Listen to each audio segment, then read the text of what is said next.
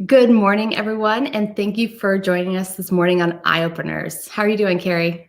I'm good. How are you? I'm great. Thanks so much for joining us today.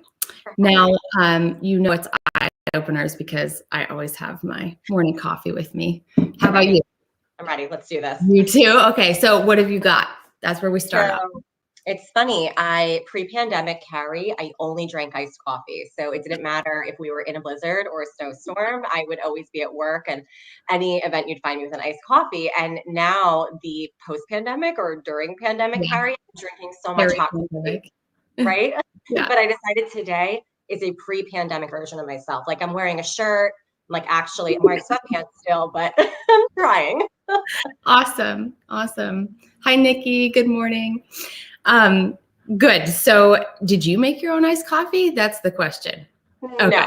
No, I actually made my husband snow blow so I could go get Starbucks. You could get that iced coffee for the show today. I love it. That's support. That's support. Well, let's give you a proper introduction, which is that Carrie and I met on a blind date.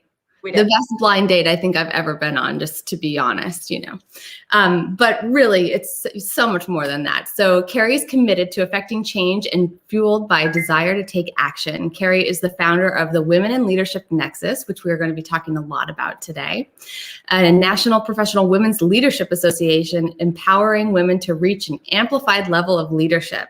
And really, like, beyond what's in the bio, this is a disruptive group here that is thinking about leadership in a whole different context, a totally different language. I love it. So I can't wait to hear about what you're up to there.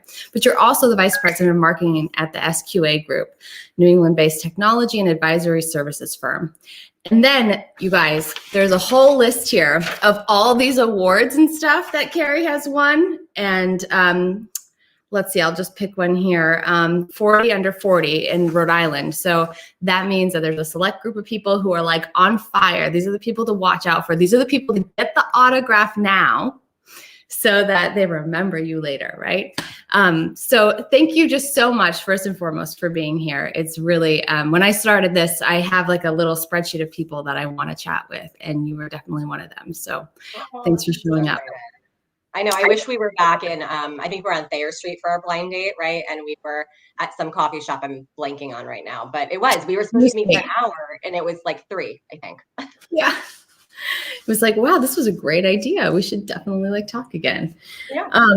So I want to start off with, what was the idea, or what was the moment, right, that like inspired the idea for starting Women in Leadership Nexus? Yeah, I really believe that we can build a business world that doesn't yet exist. So that's been something that had been brewing for a while, just with my own career experiences, what I was seeing in the corporate world. And when I picture what we can build, I am picturing something where employees are literally barreling out of their bed in the morning. They cannot wait to get in the car, because one day we will get in cars again and drive to the office or go to their remote office, because that will absolutely still be a thing. But there's this unbridled excitement to be in the company of their colleagues and the people that just really, really light them up. And I picture this world where we have eradicated patriarchy, hierarchy, ageism, sexism, racism, like all of these systems, old ways of thinking that were created hundreds of years ago that still define the corporate entity of today. So when I started the Women in Leadership Nexus, I thought the way that we get there, the way that we disrupt the business world, we build it back better, is we need game-changing, once-in-a-lifetime leaders. And we need those people that when you meet them, everything about your belief system changes. There's this activation inside of you that you are going to reach for more with your career. You're going to extend a hand and bring someone else along for that ride. And I don't want us to wait. Especially as women, we wait to meet this person. We wait to experience them, to be in the perfect storm of just circumstance and opportunity to realize that this exists. And I want game-changing leadership to be the norm and not the rarity. So Nexus is really designed to help women step into this level of leadership so that we can get closer to really disrupting the business world. Awesome. So define game-changing leadership. How do you see that? What is that? I feel like everyone. And I love my friends who are in the audience. Hi, Kasha. Hi, Cameron. Hi guys, so glad you're here.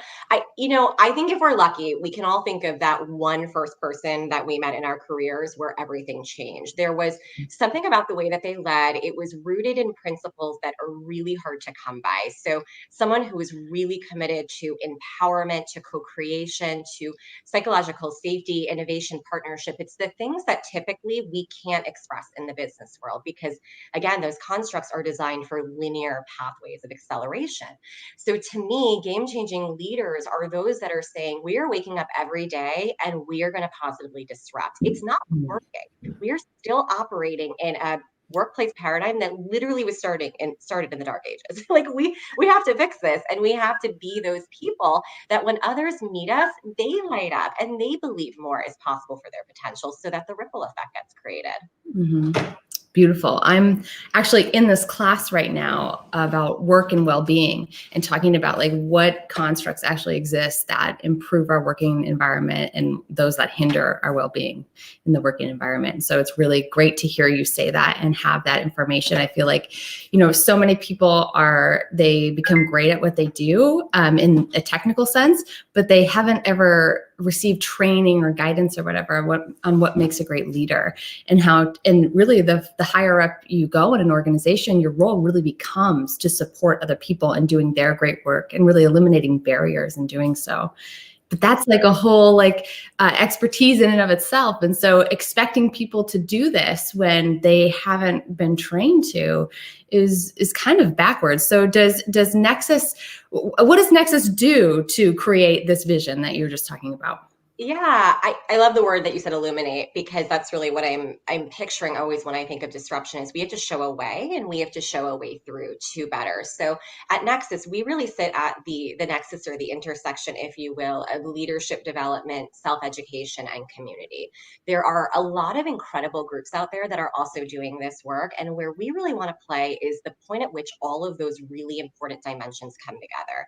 So as women, if we look to become game-changing leaders, there is a learning to your point. There is a hard skill set, soft skill sets cultivation that has to constantly be nurtured and re-nurtured. So that's leadership development as a pillar. But then there's also self-education. There is a real accountability as women that we have to say that we're going to own that. We are going to own our professional growth, our personal growth. There's a self desire that needs to be burning really deep inside of us because no one else can own your education. You have to own that for yourself.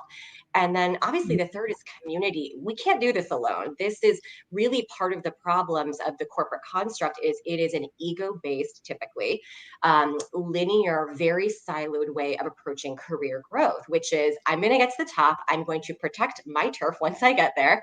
I am going to make sure that I am managing, not leading. And that's what we've got to disrupt. So when we bring leadership development, self-education, and community together at the points at which they intersect, we start to get closer to that once in a lifetime leadership. Yeah, that's awesome.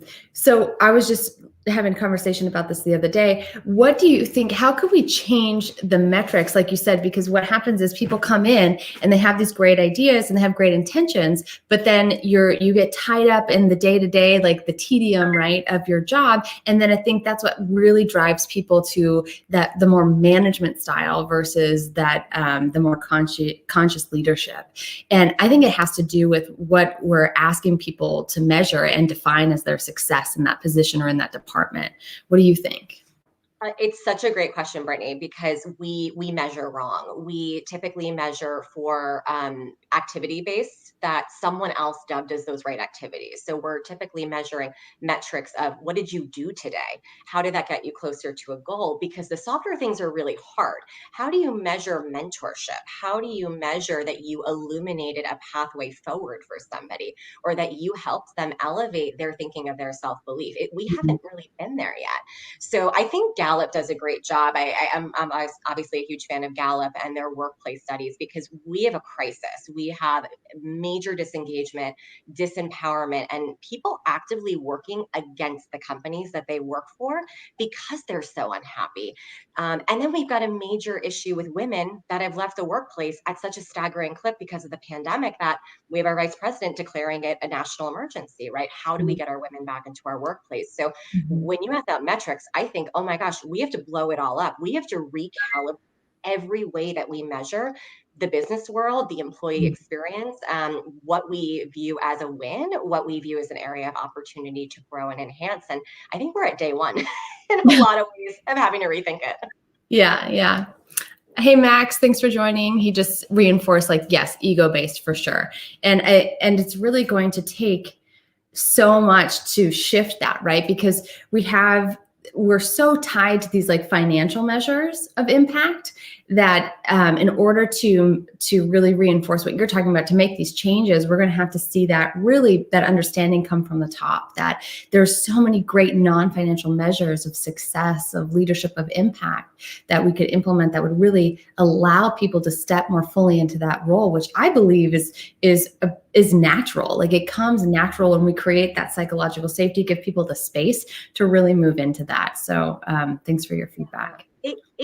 It's amazing to think what it could be, right? Like, I think that's what lights me up, is that there's such a division in terms of how people feel when they wake up and they go to work. So for every one person who is barreling out of bed with excitement and enthusiasm to be with their colleagues, 99% are not. And I always can't negotiate that in my head. Like, how do we have such workplace toxicity that coexists right next to best of places to work?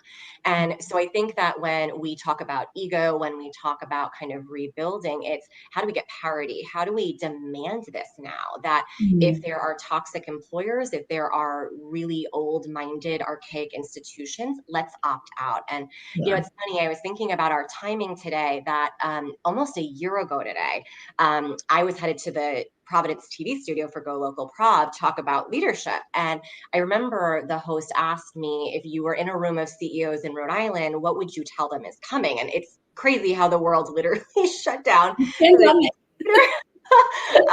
But I remember with such clarity saying to him, if I could talk to every CEO right now, I would warn them of the opt-out that's about to happen, because we were already seeing it. We were already seeing, especially, you and I are in our 30s. This generation is starting businesses more than any other generation because we're not tolerating it. We don't want to play the construct that was set 100 years ago. And I'm really excited that the clarity I think we've had in 2020 is we all had a lot of time on our hands. We were able to see everything, to see what I think that depends on how many little beings you have in your household. I have no little beings, so you're right. I had a lot of quiet time. That's very fair. But I just think I just feel lucky to be alive right now. Okay. You did a great job. You're here.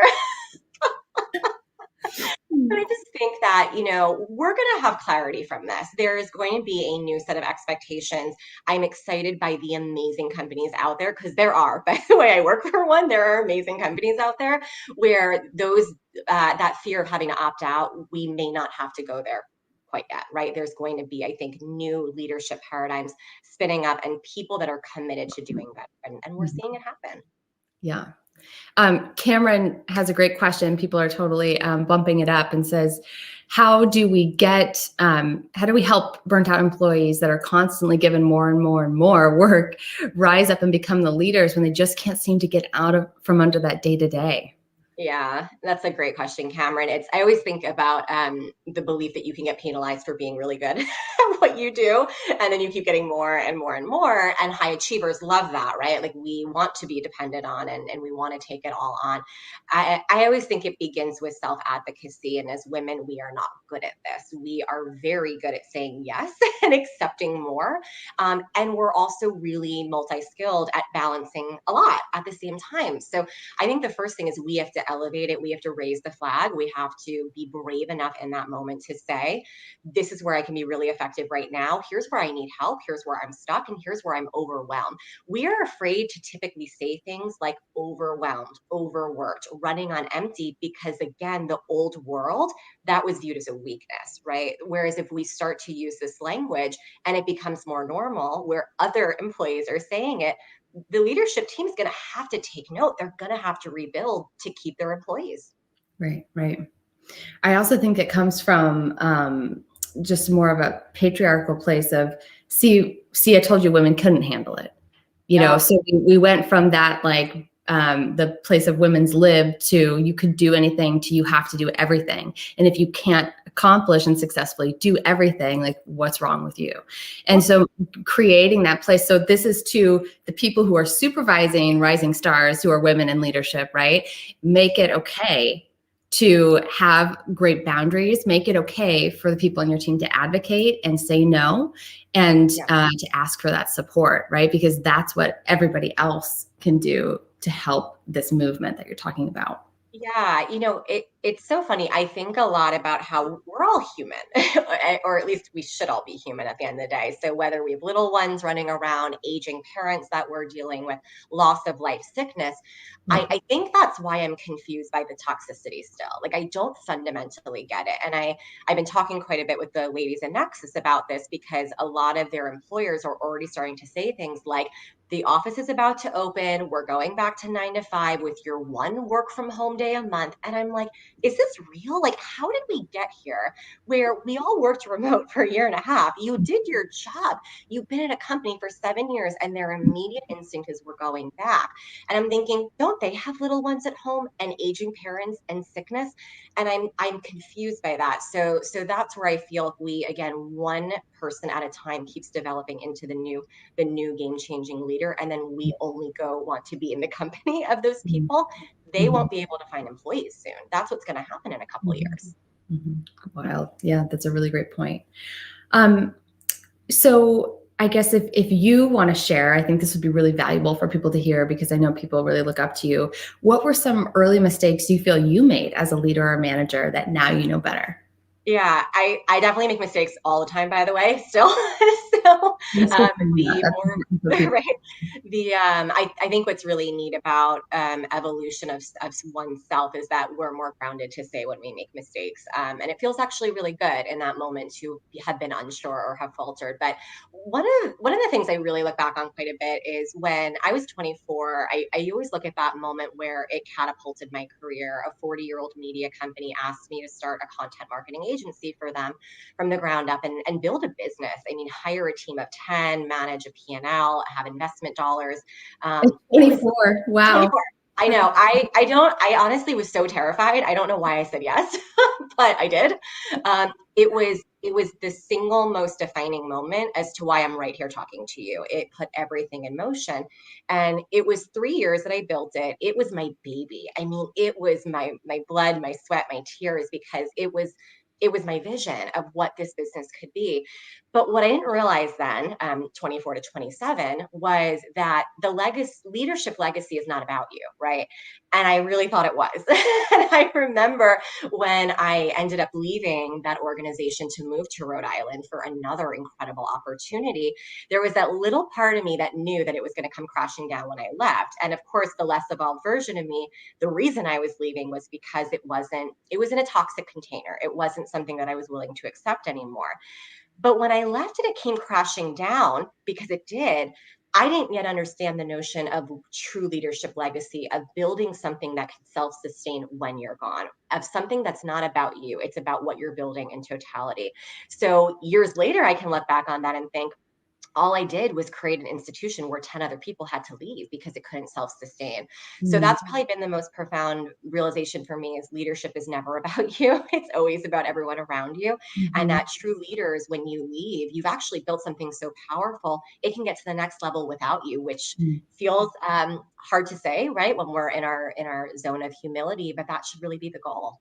Right. Well, what a really, really great message juxtaposed next to what we were just talking about, the ego, everything that is ego focused, right? About corporate America or about leadership in that context. And wow, if that were the focus, how would that change things, right? If now your success was measured by, can you create an organization or a department or whatever that would be successful and sustained without you?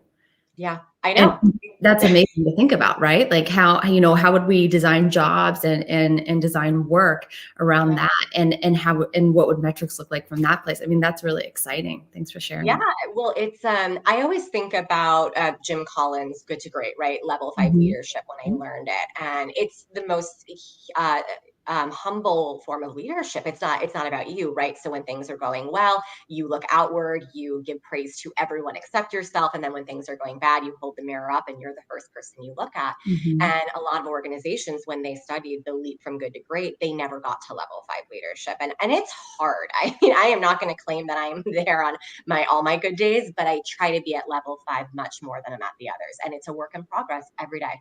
That's great. Great. I just want to say thanks so much to everyone who's being here and commenting. Dia, Max, Carol Ann, Cindy, Cameron again. Thank you guys. It's really great to see your ideas as well. So Carrie, can you tell me about a pivotal insight or breakthrough? I know you just told us one, which is a really great example of how you've evolved as a leader, but how about a moment of just insight or breakthrough that changed the way you lead or show up at work, or how you think about business, or even a greater context, life, right? Like, I'm looking for one of these moments that just really felt like eye-opening, right? Like, this changed the way that you see what's possible or see the way things work. I think it was starting Nexus. I think in a lot of ways I was at the fork that we all find ourselves, where, there's kind of door A and there's door B. So door A is typically you stay the course, you may not be very happy, but you keep going, right? And then door B is maybe you get a new job, or if you're an entrepreneur, you spin up a new service offering, you go into a new market. But there's very rarely more than the fork. And I found myself at the fork a few years back where Nexus was starting to become a thing. It was at the time a community movement. I was doing events probably every 3 months, but it was growing really quickly. But I had an amazing job and I didn't know what to do, because my entrepreneur friends were saying, well, quit the day job, go all in on Nexus. But I'm sitting there thinking, but I love my marketing career and I love working with other people and I'm my best in collaboration.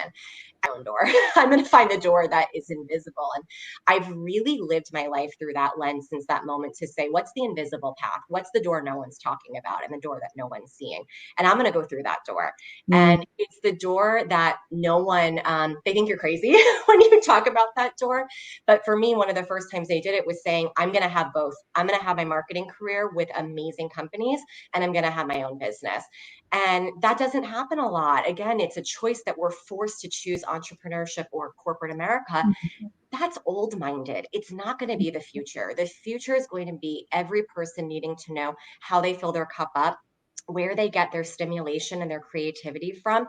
And we have to choose what's right for us and be brave enough to advocate. And when we do, the door opens. There are great companies out there and clients and business leaders, whomever you're in company with, that want you to go through that door. So that's been a defining moment. I don't play by the rules. I am definitely not interested in it.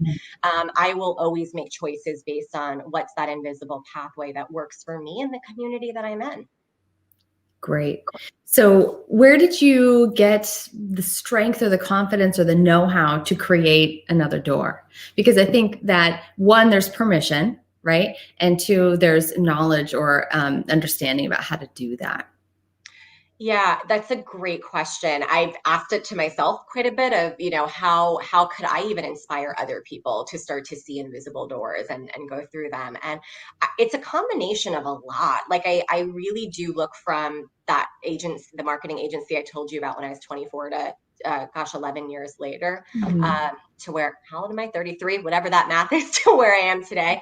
They all connect. Everything was an interconnected moment of seeing opportunity that wasn't linear, of seeing pathways forward that I hadn't seen others do. And I think a lot of it comes down to community. You have to be in company with incredible people that light you up, that believe in you, that you're able to give your gifts to, and they give their gifts back. It's why I'm so passionate about community. Is something that you have to truly have in your heart. You cannot fake your way through community. No one can take your relationships away from you, and no one can replicate the community that you build. So if I had to sum it up in one thing, because it's a complicated answer, it's a great question. Make sure you're surrounding yourself by the right people and really invest in those relationships. I can look at some people that have been in my life now for 12 years in a career inspiration standpoint, and we're going to have another 12 because of how we see the world and what we want to do together. That's fabulous. Yeah. I saw something the other day that said, this entrepreneur expert in whatever field was saying, show me show me who, like the 5 people you spend the most time with, and I'll tell you your future. Right. Oh, yeah, I love that. Yeah. And that's something that we can all ask ourselves, right? And consider, okay, like, does this reflect where I'm headed? Does this group challenge me? Does this group, ask me to show up at my best? And that will really dictate the way that you grow, the way that you, challenge yourself to create new doors, or, seek the skills necessary to really propel you forward. It's true. I even think about us, right? So going back to we had a mutual friend that said, you two are going to love meeting. And we didn't need anything more than that because we trusted in her. And we know when we're in the presence of those people, to your point, whether it's the 5, the next 5, where you are in a different gear. You are talking in a way that feels so inspiring and illuminating, to use your word. Your mind is thinking in a way it never did before. And it is addictive. It is that magnetic energy that I talk about quite a bit with game-changing leadership, that imagine if those were your 5, right? So whether it's your job, your community involvement, your civic engagement, what if that was your norm? And all of the people that you surround yourself with do that for you, and you do that for others. We will be at a different level in terms of our intellectual stimulation than we've ever been before. Right. That's great. Thanks for sharing that part. So tell me a little bit about your vision for the future of Nexus, of leadership.